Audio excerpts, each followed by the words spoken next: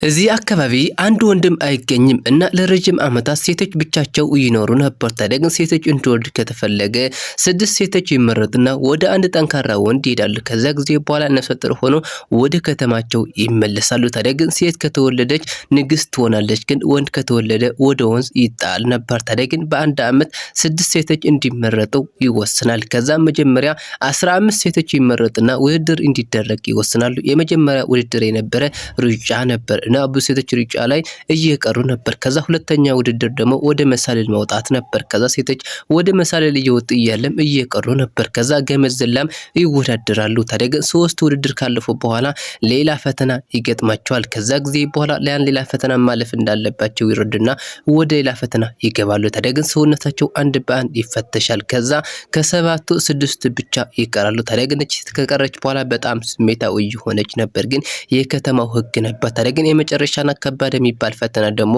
ለአንድ ሳምንት ያክል መንፈስ አለባቸው ወደሚባሉ ወንዶች እንዲያቀኑ ይወሰናል። ከዛ ጊዜ በኋላ ለአንድ ሳምንት ያክል ከነሱ ጋር ከቆዩ የመጨረሻ ልጅ እንዲወልዱ ይወሰን ነበር። ከዛ እነዚህ ሴቶች ለአንድ ሳምንት ያክል ወደ መንፈስ አለባቸው የሚባሉ ወንዶች ያቀናሉ።